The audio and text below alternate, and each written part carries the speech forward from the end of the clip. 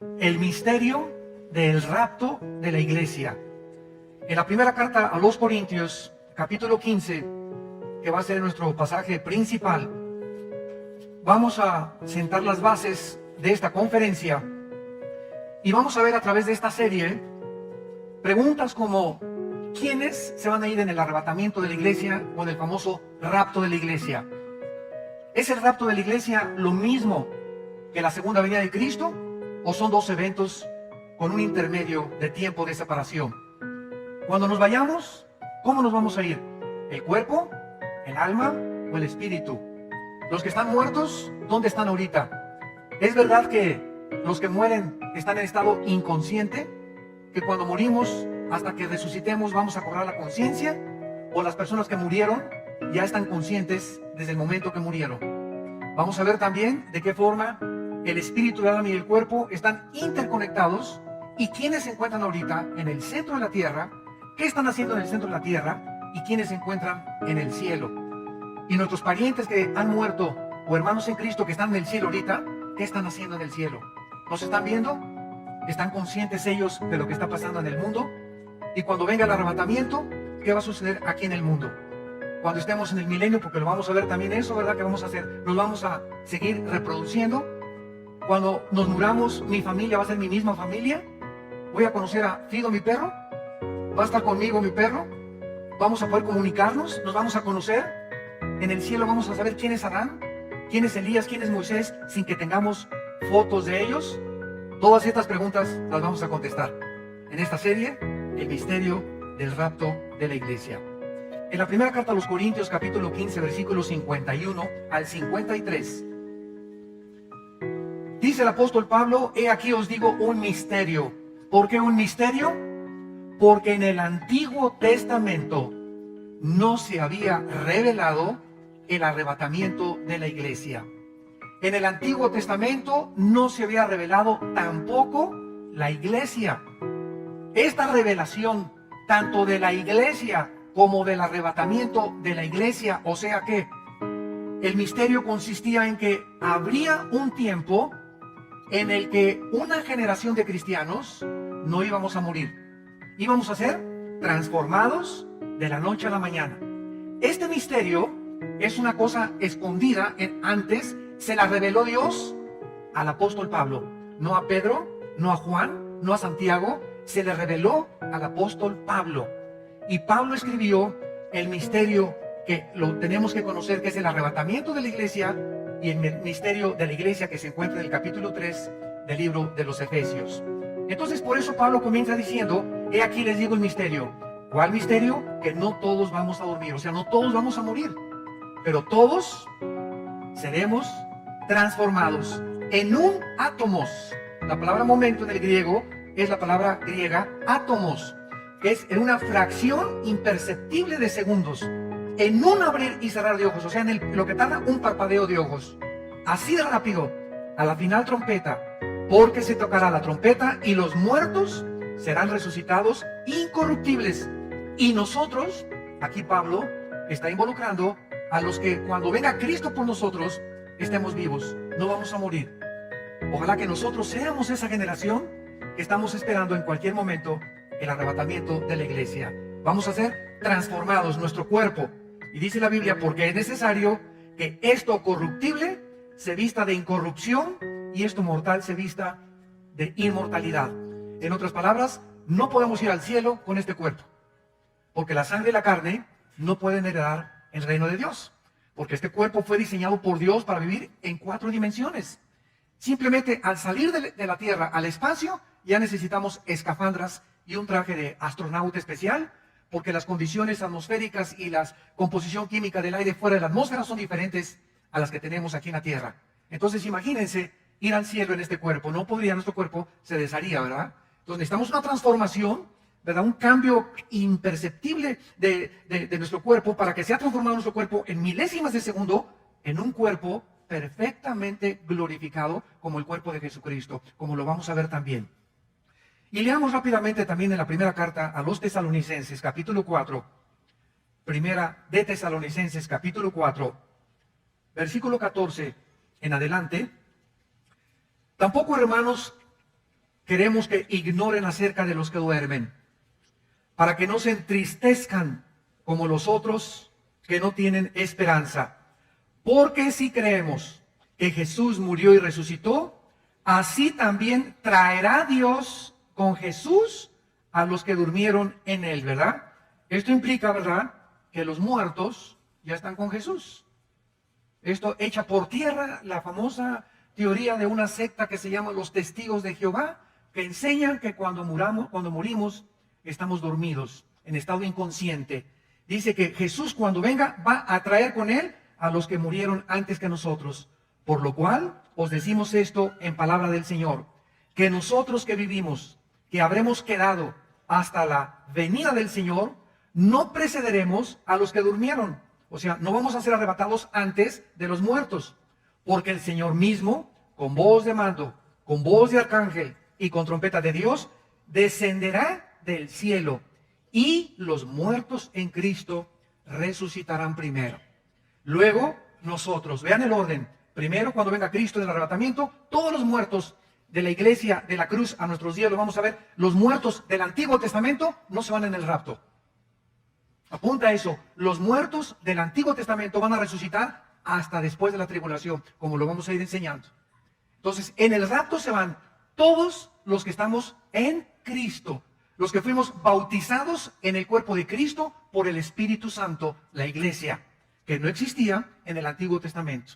Los santos del Antiguo Testamento van a resucitar, Isaías 26, Daniel capítulo 2, el 1 al 3, lo vamos a ver, hasta después de la tribulación. Entonces, en el rapto es para todos los cristianos desde Pentecostés hasta el día que Cristo venga por nosotros.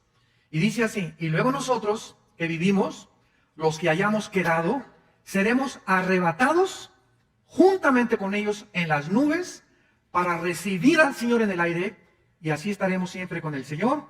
Por tanto, aliéntense los unos a los otros con estas palabras. Esta es una de las verdades más grandes, más profundas y más emocionantes de la Biblia, la doctrina del arrebatamiento de la iglesia. Una doctrina que inclusive está siendo negada. En mis viajes yo me he encontrado pastores que están diciendo que no es verdad que existe el rapto. Hasta ese grado se ha llegado a introducir estas herejías. La Biblia dice que millones de personas de repente vamos a desaparecer del mundo, y la mayor parte de los seres humanos que se queden aquí van a quedarse con la baba colgando.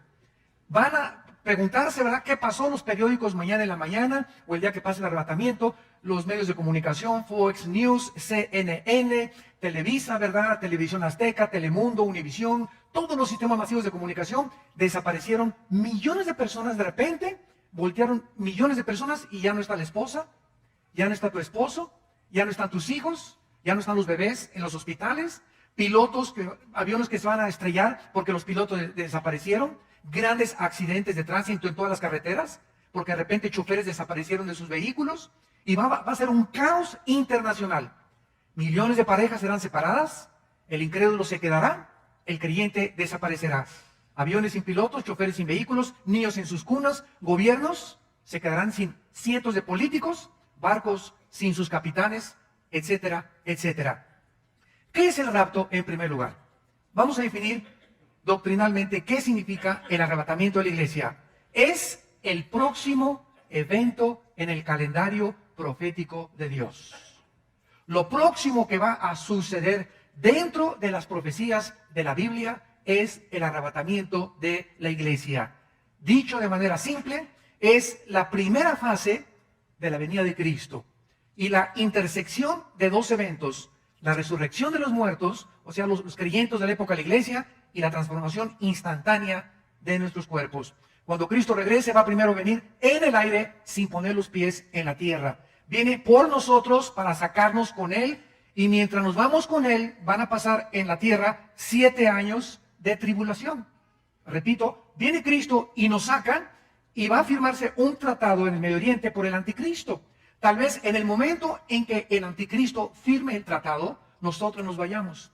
Porque en 2 de Tesalonicenses capítulo 2 dice que el anticristo no vendrá sin que antes venga la apostasía y se manifieste entonces el hijo de perdición. Lo vamos a ir viendo también. Entonces nos vamos en el rapto, pasan 7 años de tribulación, y al acabar la tribulación, la guerra del Armagedón, nosotros en los 7 años, mientras estamos en el cielo, estamos en el tribunal de Cristo. 1 Corintios capítulo 3, donde vamos a ser evaluados y recompensados de todas las cosas mientras estábamos en el cuerpo.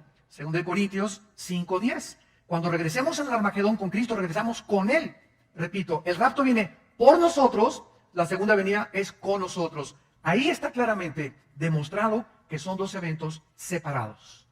En el rapto viene por nosotros, en la segunda venida viene con nosotros, ya glorificados, a establecer su reino milenial aquí en la tierra.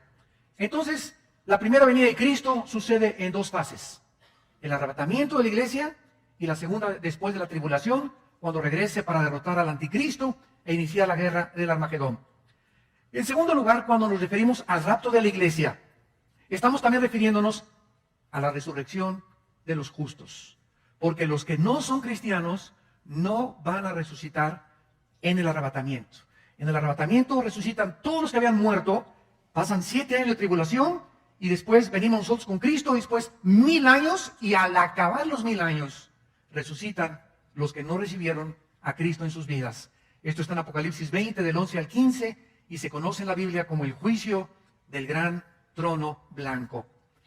Y en tercer lugar, la resurrección de los justos o de los cristianos se llama en la Biblia la primera resurrección, en Apocalipsis 20, del 4 al 6.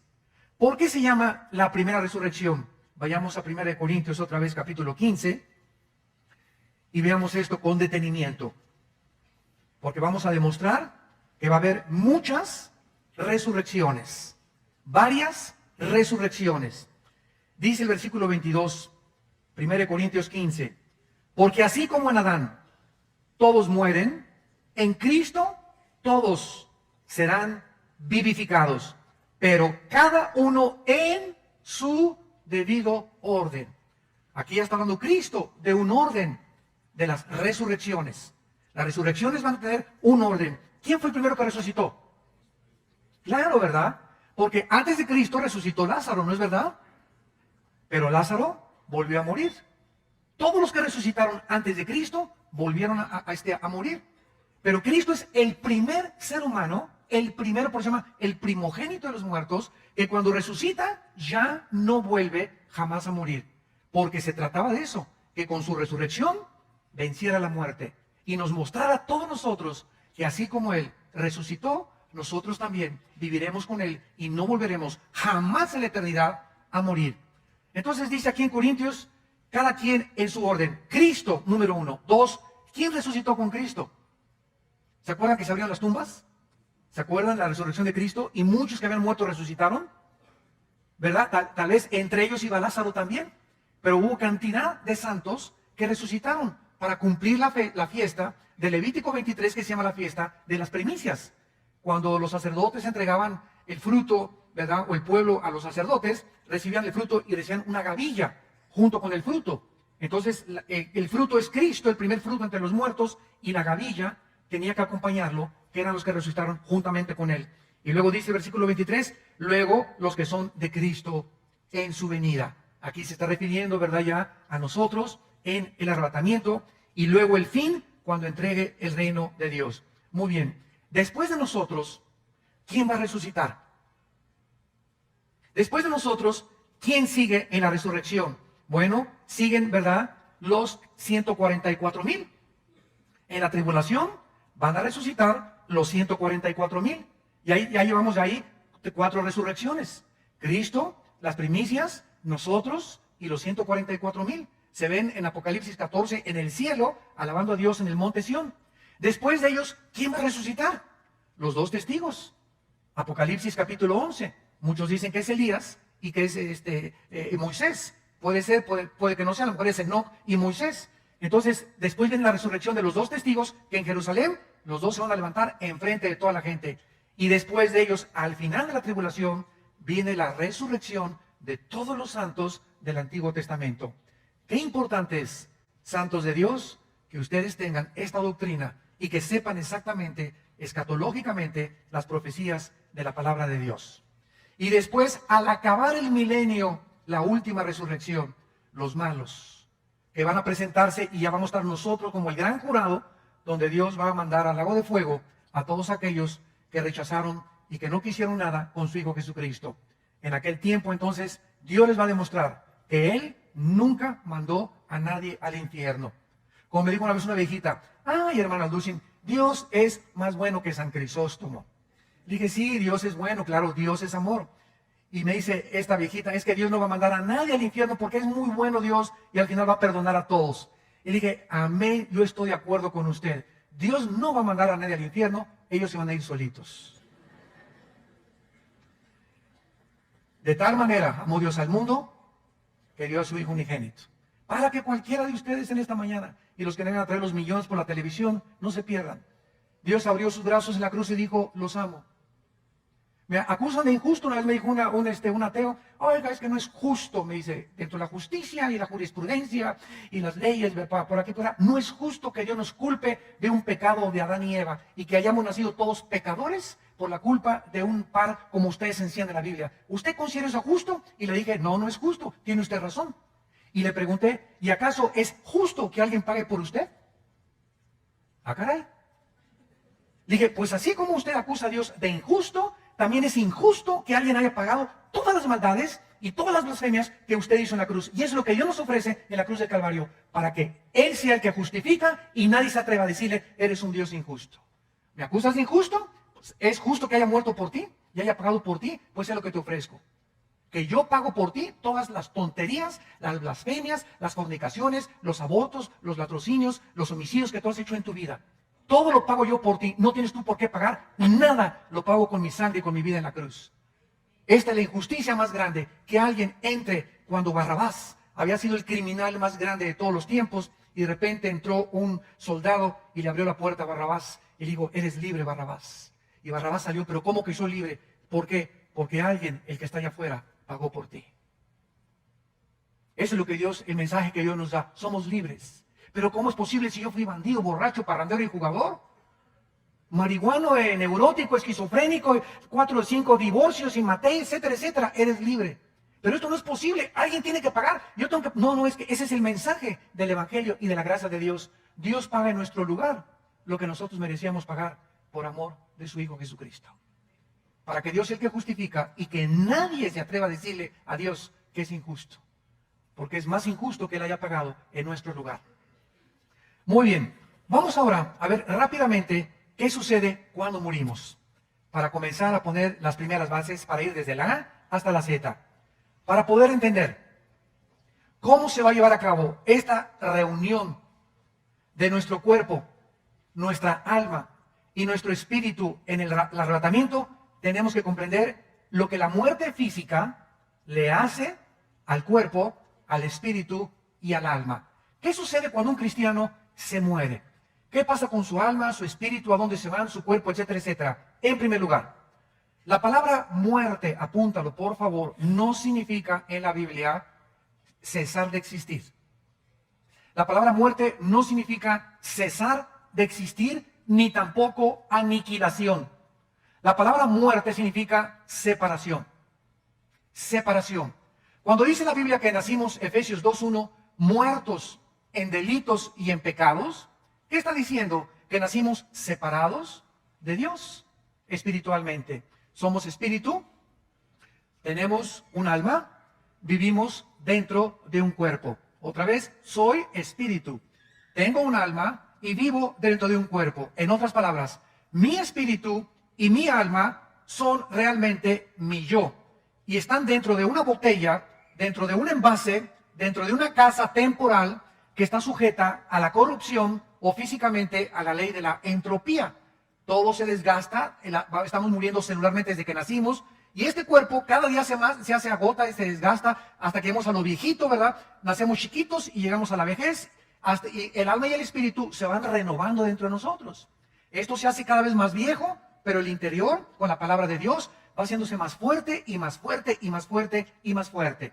Cuando Adán y Eva pecaron, el espíritu se apagó, se separó de Dios. Y desde Adán hasta nuestros días, nacemos ¿cómo? Con alma y con cuerpo, exactamente igual que los animales. Porque los animales tienen alma.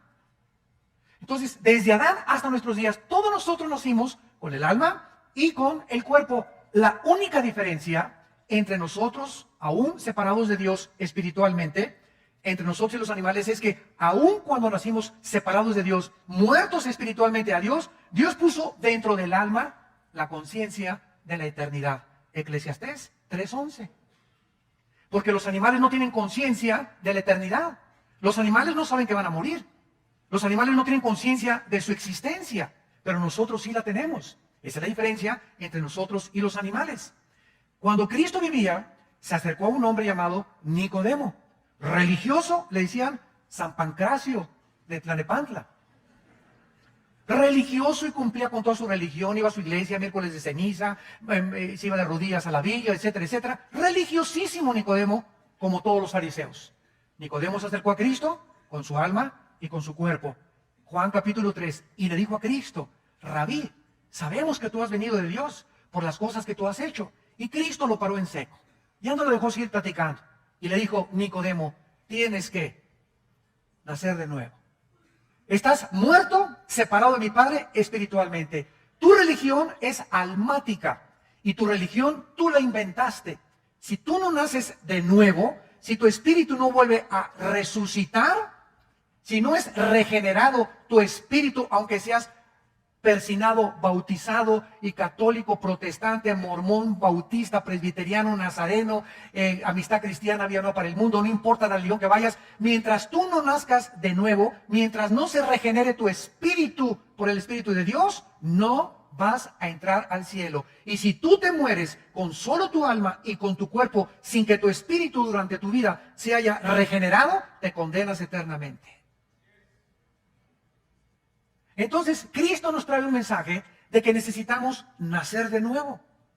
¿Qué significa esto? Que cuando entra el Espíritu Santo a nuestra vida, porque el Espíritu es el que vivifica, entra a lo que está muerto, al foco, y lo prende. ¿Y quién es un cristiano? Es una persona que ha nacido, que ha vuelto otra vez a resucitar, que comienza a comunicarse con Dios. Porque Dios no es alma, Dios no es cuerpo, Dios es espíritu. Juan 4:24. Y si quieres comunicarte con Dios, y si quieres adorar a Dios, y si quieres servir a Dios, tiene que ser a través de tu espíritu. Pero naciste muerto. Entonces, como estamos muertos espiritualmente, inventamos las religiones. ¿Qué son las religiones? El esfuerzo o el sustituto del plan de Dios para comunicarse con Dios. ¿Y qué es la religión? Es un sistema de creencias, de dogmas, de ritos, de ceremonias. El católico tiene sus dogmas, el protestantismo las suyas, los mormones las suyas, etcétera, etcétera. Todas las religiones tienen su forma, el judaísmo, el hinduismo, los musulmanes, el islam. Todos están tratando de alguna manera, ¿qué cosa? De poder comunicarse con alguien que en la conciencia traemos, que existe y que es nuestro creador. Pero estamos tratando de comunicarnos con él equivocadamente, a través de buenas obras, porque todas las religiones enseñan, sin excepción, pórtate bien, haz buenas obras y sacrificios. Y por eso toda la historia de las religiones es sacrificios a los dioses. Los aztecas le sacaron el corazón a las víctimas, los mayas también, los aucas en el Brasil, el espiritismo de los cheyennes, de los sioux, de las tribus indias en Estados Unidos, en Europa, en fin, por todos lados encontramos en la historia de las religiones un grande derramamiento de sangre, tratando de agradar a los dioses. Aquí en México, ¿verdad? Millones de personas de rodillas a la villa, en Teotihuacán cargándose energía del sol, ofreciendo a los dioses. Ahorita en Yucatán hay más de 12,000 personas que vinieron de Europa a esperar el 21 de diciembre, porque los ovnis se comunicaron con los mediums de ellos y les dijeron que los malos nos íbamos de aquí, de este mundo. Entonces, cuando venga el arrebatamiento, ya está preparándose la humanidad para saber que los buenos se quedan, los perfectos y los que son tolerantes, porque nosotros somos los religiosos, los cristianos. Entonces me van siguiendo. El nacimiento es el que nos hace que otra vez en el espíritu nos comuniquemos con Dios. Ahora, cuando una persona nace de nuevo, espiritualmente, Dios nos deja una Biblia, que es el libro que tengo en mis manos, para que este libro me dé la información del reino espiritual. La Biblia no la puede entender por más doctorados que tengas en química, en filosofía y letras, en ciencias políticas y tengas 3 premios Nobel. Una persona que no ha nacido de nuevo está entrando a la Biblia con su mente. Y dice 1 Corintios 2 que el hombre natural, el hombre que no ha nacido de nuevo, no entiende las cosas de Dios, porque las cosas espirituales se tienen que entender espiritualmente. Y es el Espíritu el que entra a nuestra vida y el que comienza a abrirnos la Biblia y a darnos entendimiento, no racionalmente, espiritualmente, comenzamos a discernir, no razonar, discernir las cosas de Dios. ¿Me van siguiendo? Y esta es la razón por la cual la persona que no es cristiana se acerca a la Biblia y choca con la Biblia. Oye, pura sangre. ¿Cómo es posible que Dios haya mandado a matar a los cananitas? Esto es genocidio. ¿Cómo es posible que David sea un hombre conforme al corazón de Dios y se haya cometido adulterio, hasta homicida fue? ¿Y cómo es posible que esto y el otro? ¿Por qué? Porque chocan con la Biblia. Y cuando tú vienes a la Biblia y no la entiendes, ¿sabes por qué no la entiendes? Es porque no la entiendes. Tan sencillo como esto, ¿verdad? Y así como dijo el Teofilito, ahí te vas a quedar y va. ¿Y por qué? Porque tu intelecto no ha sido abierto, no ha sido expandida tu comprensión espiritual. Porque las cosas del espíritu no se pueden racionalizar con la mente intelectual, se tienen que discernir. Y la palabra discernir significa distinguir entre la luz y las tinieblas. Se lo explico de otra manera. ¿Se acuerdan de Hebreos 4:2? Porque la palabra de Dios es viva y eficaz y más cortante que toda espada de dos filos. Y discierne, ¿verdad? Las cosas, ¿verdad? Del espíritu y penetra hasta el alma y el espíritu y discierne las intenciones y los pensamientos del corazón. Fíjense lo que dice Hebreos 4:12. Este es el alma y este es el espíritu, la mitad de mi Biblia. Este es el alma, este es el espíritu. Cuando nacemos y no hemos nacido de nuevo, el alma y el espíritu están así, amalgamados. El espíritu está muerto y el alma tiene un poco de vida, porque tiene la conciencia de la eternidad, repito. Entonces, para la persona que no tiene a Cristo, todo es gris. Una persona que no tiene a Cristo no puede distinguir claramente el bien y el mal. Bueno, sabe que matar es malo, todas las tribus africanas lo saben, los ignorantes lo saben que robar es malo, que el adulterio es malo, que una muchacha no debe casarse más que virgen. Son conceptos que ya trae el alma humana, la ley escrita en el corazón, la conciencia. Pero no distingue claramente qué es realmente, qué es bueno y qué es malo a los ojos de Dios. No, pues todo el mundo ahorita vive en pecado y se acuesta con su novio y cuando nos casemos pero antes de casarnos puedo tener relaciones sexuales, el matrimonio gay no hay ningún problema, el aborto no hay ningún problema. ¿Se dan cuenta? Ya en las cosas profundas ya no hay distinción. Ya está así, ya no saben quién es bueno, quién es malo, quién tiene la verdad, quién no tiene la verdad. ¿Será fumar marihuana bueno? ¿Será malo? ¿Será tener 3 esposas bueno? ¿Será malo? Ya no hay distinción. Entonces la palabra de Dios, dice en Hebreos 4:12, cuando entra, separa el alma del espíritu. Solo la palabra de Dios me pone aquí el espíritu y me pone el alma. Y entonces Dios comienza a comunicarse a mi espíritu y mi espíritu comienza a mandarle la información a mi alma para cambiar mi manera de pensar. Nadie puede cambiar a un ser humano su manera de pensar más que la Biblia. Nadie. Por más que tenga 5 idiomas y políglota y culto, nadie puede cambiar tu manera de pensar más que la Biblia. Entonces, la Biblia, Romanos 12:2, no se conformen a este mundo, sino transfórmense. El espíritu, la comunicación al espíritu viene de este libro. Mi espíritu solo puede tener contacto con Dios a través de la Biblia.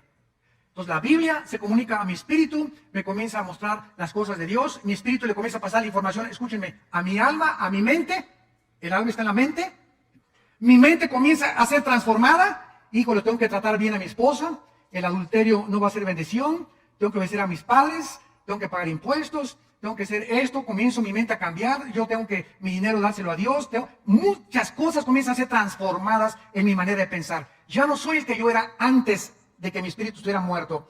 Y una vez que mi alma comienza a ser transformada, mi alma comienza a gobernar mi cuerpo.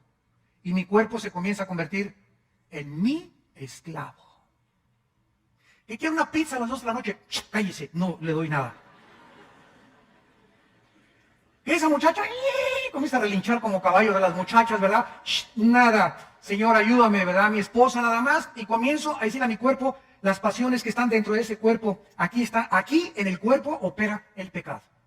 Aquí operan los demonios. Los demonios no operan en el espíritu, porque no hay comunión entre el espíritu y las tinieblas. Si hay demonios en tu vida, no están en tu espíritu. Por eso un cristiano no puede ser poseído. porque le pertenecemos a Dios, pero puede ser influenciado en tu cuerpo y gobernar tu cuerpo y dominar tu cuerpo y crear de la pornografía un hábito, una obsesión, del alcoholismo, de las drogas, del odio, etcétera, etcétera, que infectan a tu alma, porque cuando el cuerpo no se somete al alma, la mente es infectada. Entonces se dan cuenta cómo es y cómo opera mecánicamente la transformación bíblica del cristiano. El espíritu tiene que nacer de nuevo. El espíritu tiene que ser alimentado con la palabra de Dios. Mientras más leo la Biblia, mientras más medito, mientras más tengo comunión con Dios, más mi mente se renueva. Y mientras más se renueva mi mente, más fuerte soy mentalmente, porque mi cuerpo trae una fuerza como ustedes no se imaginan. Cristo se lo dijo en Getsemaní: el espíritu está presto, pero la carne es débil, débil, débil, débil. Y por eso le pregunto a una persona: ¿por qué fumas? ¿Qué no sabes que el cigarro te infecta las encías, la laringe, el esófago, todo, y que el alcohol te amuele el hígado? Sí, sí lo sé, hermano, pero no puedo dejarlo de hacer. O sea, esa persona tiene una fuerza en el cuerpo mucho más grande que su fuerza de voluntad. Yo sé que la pornografía me afecta, pero soy adicto. Hay algo que me lleva a la pornografía y que ven, yo sé que está mal, pero me lleva contra eso y veo que mi cuerpo vence a mi alma, vence mis pensamientos. ¿Por qué? Porque tu alma no está renovada. Eres débil mentalmente y la fuerza de voluntad no sirve. Dice en Romanos 8, si por el Espíritu vences la carne, vivirás. Muy bien, una vez que hemos comprendido más o menos esto, vamos a ver ahora a continuación, en segundo lugar, en el capítulo 35 del libro del Génesis, la diferencia entre el Espíritu y el alma. Hay algunas enseñanzas de algunas iglesias que enseñan la famosa dicotomía, dicodos, que el alma y el espíritu es lo mismo y que son términos intercambiables. ¡Qué gran error! Tanto etimológicamente, la etimología es la rama de la ciencia que estudia la raíz de las palabras. Y saben ustedes que casi todos los lenguajes vienen del latín y del griego. Entonces, cuando estamos una etimología o cuando estamos hablando de palabras, qué importante es definir qué estamos diciendo, ¿verdad? Yo en mis debates que tengo con los ateos o con comunistas o con musulmanes en la televisión, en el radio, siempre me enfrento con lo mismo. Me encuentro con personas que quieren debatir conmigo y están usando términos que ni ellos mismos conocen. Entonces tengo que regresar: oye, ¿qué quieres decirme con lo que tú me estás, con esa palabra que usaste? Entonces, cuando comenzamos a definir los términos, comenzamos ya a aclarar un poco más la comprensión de la mente para poder tener un diálogo más comprensible o más racionalmente contra estas personas. En Génesis 35, en el versículo 18 y en el versículo 29, encontramos, como más adelante en el Nuevo Testamento, muchos más, que el alma y el espíritu son dos entidades totalmente diferentes. Dice así Génesis 35, 18. Aconteció que al salírsele, ¿qué cosa? Apúntalo ahí en tu Biblia. Esa palabra alma es la palabra hebrea nepesh, así como suena, N-E-P-E-S-H, nepesh.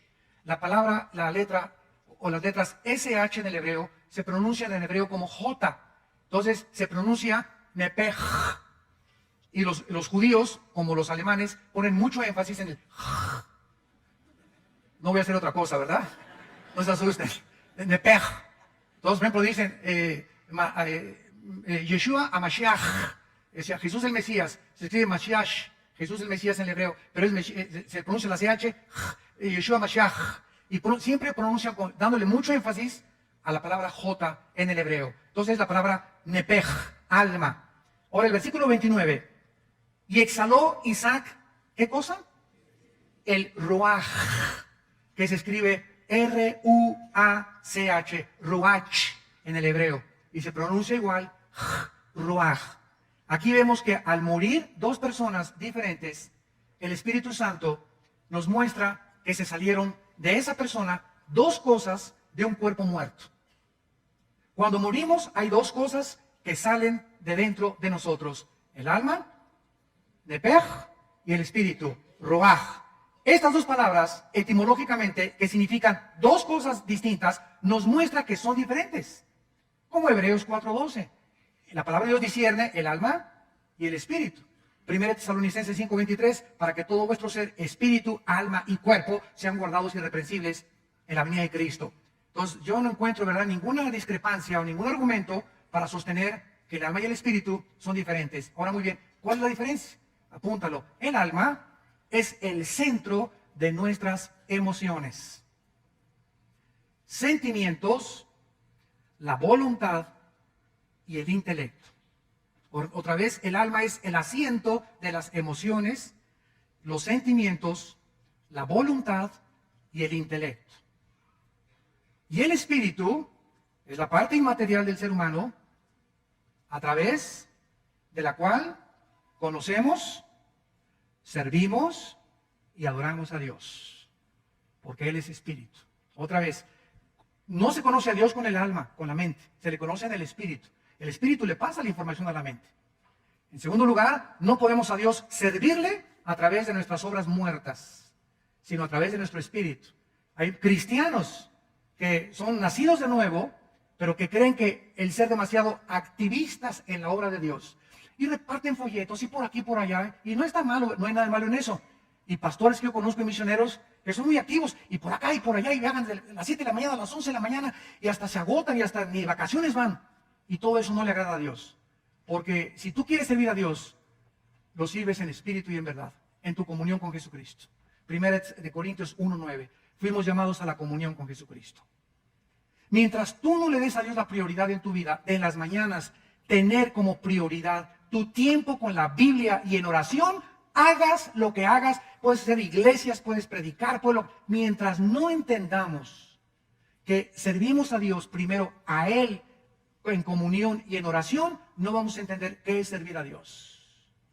Yo oí un testimonio hace poco de un pastor en Estados Unidos que Dios le quitó la iglesia. Y dice, me fui con mi esposa a un rancho. Oye, pero yo estoy acostumbrada a la iglesia y a esto y el otro. Y estuvimos 1 año y medio en el rancho, me dice el pastor, dio su testimonio. Y ni prediqué ni nada. Y Señor, le pregunté a Dios, pero yo quiero servirte en el reino y todo. Y hasta que finalmente, después de que se quebrantó y se humilló delante de Dios, el Espíritu Santo le dijo a este pastor, ¿sabes una cosa? Es que yo quería que durante todo ese año y medio no sirvieras a la gente, me sirvieras a mí. Y te encerré en ese rancho 1 año y medio sin hacer nada, ni activismo, ni predicar, ni nada, para que aprendas que tu prioridad en mi vida es servirme a mí. Eso me impactó tremendamente, porque confundimos el activismo con el servir a Dios. Y mientras no tengamos comunión con Dios y no entendamos que mi tiempo más importante es el tiempo que yo paso con la Biblia y es el que Dios evalúa más altamente, todo lo demás que haga no sirve de nada. Acuérdense de Apocalipsis 2, del 1 al 4. La iglesia de Éfeso, ¿se acuerdan? Oye, vengan para acá los de Éfeso. Pónganse aquí mis chiquilines. Todos ustedes. Y fíjense cómo comienza Jesús para que entendamos este concepto. Yo sé que ustedes han sido muy celosos, han sido muy pacientes, han probado lo que son apóstoles y no lo son, se han involucrado en cientos de actividades. Y en ese momento, pues todos los cristianos a quienes Cristo se refería podían haber, gracias Señor. Sabíamos que nos tenías que reconocer. Y de repente Cristo les dice, pero, hay un pero. El Señor tiene un pero contra nosotros. ¿Cuál será? Quiero decirles que todo eso que han hecho no les sirve de nada, porque han perdido su primer amor. Todas las iglesias que construiste, todo lo que tú hiciste no es absolutamente comparado, porque tienes años que no tienes comunión conmigo. No estás enamorado de mi Hijo Jesucristo. Y le dice Cristo, arrepiéntanse. Dice nada más, arrepiéntense y regresen a sus primeras obras, porque si no se arrepienten y no regresan a mí y dejan tanta actividad para dedicarse más a mí, a darme tiempo, les quito el candelero de su lugar. En otras palabras, ¿qué significa esto? Que si tú no entiendes que nosotros somos testigos al mundo y brillamos, y el poder que tenemos para hablar de Cristo es de nuestra comunión con Él, si comenzamos a los activistas, lo hacemos en la carne. Y quitar el candelero significa que perdemos nuestro poder espiritual. Y predicamos en la carne, se puede enseñar en la carne, se puede repartir folletos en la carne es bien consagrada y súper religiosa. Muy bien, veamos ahora a continuación, ¿verdad? Entonces, que al morir, ¿qué pasa? Espíritu, alma y cuerpo. Al morir el cristiano, el alma y el espíritu del cristiano, al morir, si te mueres hoy a las 5 de la tarde saliendo aquí te atropella un camión, inmediatamente subimos al cielo. inmediatamente, 2 Corintios 5, 9 al 10, ausentes del cuerpo, presentes en el Señor. Lo vamos a demostrar. Nos vamos inmediatamente al tercer cielo. El cuerpo lo entierran, lo creman, no importa lo que le hagan. Si lo creman o no lo quieren cremar, es opción, cada quien esté convencido en su mente, no hay ninguna ley en el Nuevo Testamento. Mateo 10 dice que no importa lo que hagan del cuerpo, ya sea que no te cremen, ¿verdad? De todas maneras, si no te creman, te comen los gusanos. Ahórrate el ataúd, ¿verdad? Y que te cremen mejor. Es mi consejo que le doy a la gente, ¿verdad? Y te ahorras tanto borlote que el mejor cofre, la mejor caja para mi abuelito y para mi papá, y que le pongan chapa de oro alrededor a la caja, ¿verdad? Y flores, y se gastan ahí todas las cosas. El muerto ni sabe con nosotros, ni está con nosotros, ni te lo agradece, ni nada. Es puro mercantilismo, ¿verdad? Todo eso viene del paganismo. Digo, si lo quieres hacer no hay ningún problema, ¿no? Hijo de paganos. No todos tienen esa intención, ¿verdad? No digo que todos lo tengan, ¿no? Pero cuando comenzamos a despertar espiritual, nos damos cuenta, ¿verdad? Que pues, mejor que lo creme, ¿verdad? Ya se acabó tantas cosas, un botecito, ya te ahorraste, hasta el hoyo en el panteón te ahorraste, ¿verdad? Entonces, nos vamos inmediatamente al cielo, el cuerpo se queda adentro, y dice la Biblia que cuando Cristo viene al arrebatamiento, tu espíritu y tu alma vienen con Cristo, ¿te acuerdas? Y traerá Dios con Él, a los que durmieron con Él, a los que murieron, por eso están con Cristo. Y entonces los muertos, tu cuerpo, va a resucitar. 1 Tesalonicenses 4, va a resucitar, y en el aire, cuando venga el arrebatamiento, nos juntamos con nuestra alma y con tu espíritu, con un cuerpo glorificado, completamente glorificado, y así ya estaremos para siempre con el Señor. Pero, mientras estamos en el cielo y no hemos recibido el cuerpo glorificado, ¿tenemos algún cuerpo intermedio en el cielo? Vayamos a Apocalipsis capítulo 6. ¿Con qué cuerpo estamos en el cielo? ¿O somos como Gasparín, el fantasma? No, de ninguna manera. Veamos lo que la Biblia nos enseña de nuestros hermanos y hermanas que ahorita están en el cielo, y veamos tantos detalles que se nos revelan de los que están ya en el cielo ahorita, antes que nosotros. Dice Apocalipsis 6, del 9 al 11. Cuando abrió el quinto sello, vi bajo el altar las almas. O sea, Juan estaba viendo con sus ojos, vio almas. Si fueran como Gasparín, incorpóreos, inodoros, transparentes, ¿verdad? No podía ver nada. Vio algo y él sabía que eran las almas. O sea, el ego, el yo de estas personas muertas. ¿De quiénes eran? De los que habían sido muertos por causa de la palabra de Dios y por el testimonio que tenían, de los mártires. Ahí Juan vio a los mártires en el cielo y clamaban a gran voz. Estas personas en el cielo tienen cuerdas vocales. En el cielo hay comunicación. Estos muertos no están así, ¿verdad? En un ambiente. No, ¿verdad? Se pueden comunicar, y se pueden comunicar con Dios. Y nos damos cuenta entonces que tienen cuerdas vocales. Que hay todavía, el cuerpo está bajo en la tumba, pero las almas se pueden comunicar. Porque está comprobado, ¿verdad? Que, por ejemplo, el cerebro no es el que hace los pensamientos. Ustedes saben que fue uno de los argumentos más fuertes que yo he encontrado contra el ateísmo. El ateísmo establece que somos materia, básicamente el materialismo. Y el ateísmo se estrella porque tú le dices a un ateo, oiga, esperen una cosa, pero la materia nunca producirá los pensamientos. Ha sido uno de los argumentos más fuertes que tengo contra el ateísmo. Si tú dices que todo fue material y venimos de la materia, etcétera, etcétera, ok, pero ¿quién le puso a la materia los pensamientos? Los pensamientos en nuestra mente pertenecen al mundo invisible, síganme con cuidado. No son materiales los pensamientos, ¿correcto? Entonces pertenecen al mundo espiritual, y por eso es que los demonios, como nuestros pensamientos operan en el mundo espiritual, intangible, no terrenal, no físico, no material, los demonios y los ángeles tienen acceso a nuestros pensamientos. Y por eso Dios quiere que cambiemos nuestros pensamientos, porque si nuestros pensamientos nos domina el mundo espiritual. Pero si mis pensamientos comienzan a ser transformados por la palabra de Dios, comienzo con mis pensamientos a darme cuenta que mayor es el que está dentro de mí que el que está en el mundo. Porque cuando vengan pensamientos a atacarme de tentaciones pornográficas o sexuales, o de alcohol, o de drogadicción, o de robo, de homicidio, mi mente está fortalecida para rechazar eso. Y me doy cuenta que soy un guerrero de Dios. Te has convertido en una guerrera de Dios porque has vencido. Y eso es lo que significa que hemos vencido por la palabra del testimonio y por la sangre del Cordero. Entonces, los pensamientos pertenecen a otro ámbito que no es el material, señor ateo, con el respeto que se merece. Los pensamientos pertenecen a un mundo que no se puede ver más que a través del Espíritu y de la Biblia. Entonces, en el cielo sigue la comunicación y dice la Biblia a continuación que estas almas no solamente se comunican, sino que también están junto a Dios, porque le están hablando a Dios hasta cuándo y reconocen que Él es el Señor, que Él es santo y que Él es el único verdadero del universo. Y vean ustedes lo que estas almas le están diciendo a Dios en el cielo. Esto es asombroso. Le dicen a Dios en el cielo: Señor, ¿por qué no juzgas y vengas nuestra sangre en los que moran en la tierra? Pregunta: ¿estas almas en el cielo están pidiendo venganza? O, fíjate la importancia de los términos. Es que el juez que me condenó a muerte se quiso vengar de mí. Espérame tantito, pitirijas, cuigas, chicas. El juez y la ley que te condenó a muerte, cuando se ejecuta la pena capital, no es venganza, es vindicación a la sociedad del mal que tú hiciste. Entonces, no confundas la venganza con la vindicación. Estas almas no están pidiendo venganza, están pidiendo en el cielo: Señor, ya acaba con tantos crímenes, Padre Santo, acaba con tantas violaciones, con tanto derramamiento de sangre. Oh Dios, ¿cuándo va a ser este momento? Porque ellas saben en el cielo que nos están viendo. Esto significa que nos están viendo y que saben que no ha acabado en el mundo todavía el borlote que tenemos aquí abajo. Y le están diciendo a Dios: ¿hasta cuándo? Dios no puede decirles cuándo, porque las cosas secretas pertenecen a Dios. Entonces Dios no les contesta a estas almas y simplemente en el cielo se les dice, ¿verdad?, que se les dan vestiduras blancas hasta que esperen todos los que han de ser muertos como ellos. Y entonces sabrán cuándo el tiempo ha llegado.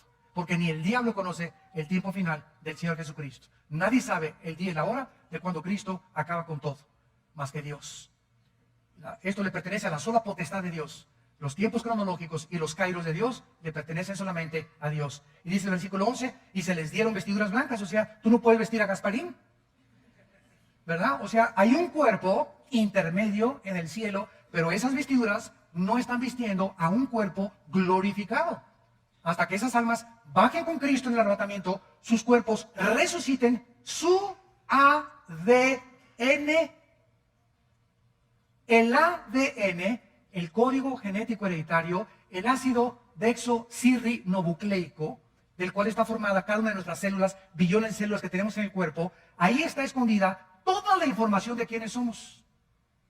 Tenemos billones de células y en cada célula está el software de Dios. Señor ateo, ¿quién le puso ese software? Se hizo solo, ni siquiera un chango le contestaría eso. La información, ¿de dónde viene? La información tiene que venir siempre, señor ateo, de una persona inteligente. Si usted se encuentra un CD y lo mete en una computadora, ¿quién le puso esa información al CD? El CD, agarro y vale 5 centavos el CD, la pura materia, el puro software. Pero ese CD contiene una información y si lo peso el CD en una báscula, pesa 3 o 4 onzas. Sin embargo, ese CD no vale nada. Lo que vale es la información dentro del CD. ¿Quién puso esa información? ¿El aire? Oiga, que hay una información codificada impresionante, que cuando nacemos, las 23 células de mi madre y las 23 células de mi padre, los cromosomas, se juntan y alguien le dice: tú vas a hacer a la semana corazoncito, a las 3 semanas se forma el corazón, comienza a bombear ahorita, esta va a ser la oreja, esta va a ser la piel, esta va a ser el páncreas, este va a ser el sistema digestivo, esta va a ser la piel. Oye, ¿se hizo solo? Aquí hay una información codificada. ¿Quién está dando órdenes a ese cigote para que comience a desarrollarse dentro del vientre de nuestra madre? Nuestro ser. Estudia, señor ateo, la formación de un ser humano desde los primeros días hasta el 9º mes que nacemos al mundo. De qué forma tan mecánica y tan consecutiva y tan consistente cada cosa se va formando de una forma perfectamente bien planeada y organizada. Y la orejita ya, y el corazón, y comienza a bombear la sangre y todo eso, ¿verdad? Es como si dijeras: esa fábrica de llantas se hizo sola. Nos damos cuenta que profesando ser sabios nos hicimos necios. Y se les dijo a estas almas que se esperaran a que se completara el número de sus hermanos que iban a morir en el cielo. Así pues, esta palabra dormir, que se usa koimao en el griego, viene de koimetería, que significa cementerio, lugar donde duermen los cuerpos. De ahí viene la palabra cementerio, de la palabra griega koimetería, de ahí viene la palabra dormir. Entonces, cuando dice la Biblia y durmió, significa que el cuerpo es el que está dormido, pero nuestro alma y nuestro espíritu está en el cielo. Oremos. Padre, gracias por tu palabra en esta mañana. Gracias, Señor, porque tu Espíritu Santo nos va a ir abriendo en esta serie poco a poco, Señor, el entendimiento para ver las maravillas de tu ley. Oh Dios, cuántas cosas escondidas tienes para nosotros, grandes e incomprensibles. Oh profundidad de las riquezas de la sabiduría y el conocimiento de Dios. Porque ¿quién conoció la mente de Dios? Más que el Espíritu que todo lo escudriña. Gracias, Señor, por habernos dado tu Espíritu y habernos dado un espíritu de sabiduría, de inteligencia, de conocimiento y de discernimiento espiritual, y habernos permitido entrar a este mundo espiritual que el ser humano está intentando entrar a través de la brujería y de las religiones y del ocultismo equivocadamente, pero que la Biblia nos dice que es Jesucristo el que nos vino a abrir la puerta al mundo espiritual, porque Él dijo que nadie te conocía a ti más que Él y aquellos a quienes Él les quiera revelar a través del arrepentimiento de sus pecados y la aceptación de que Él pagó en una cruz en nuestro lugar. En esta mañana, todos ustedes también por la televisión que quieran aceptar a Cristo en su vida, ahí desde tu lugar, dile a Dios. Tal vez estás en un hospital viéndonos, en una sala, en un cine, en un bar o en tu casa. Dile a Dios, Señor, cosas grandes e incomprensibles que no entendía, las comienzo a entender. Y ahora comprendo que tú eres Dios y que yo necesito despertar espiritualmente, resucitar espiritualmente para poder caminar contigo y entender tus pensamientos. Me arrepiento de mis pecados. Creo que en la cruz pagaste tú, Jesús, por ellos con tu sangre preciosa. Y te pido que a los 3 días entres a mi corazón como mi Señor y mi Salvador. En el nombre de Jesús. Amén.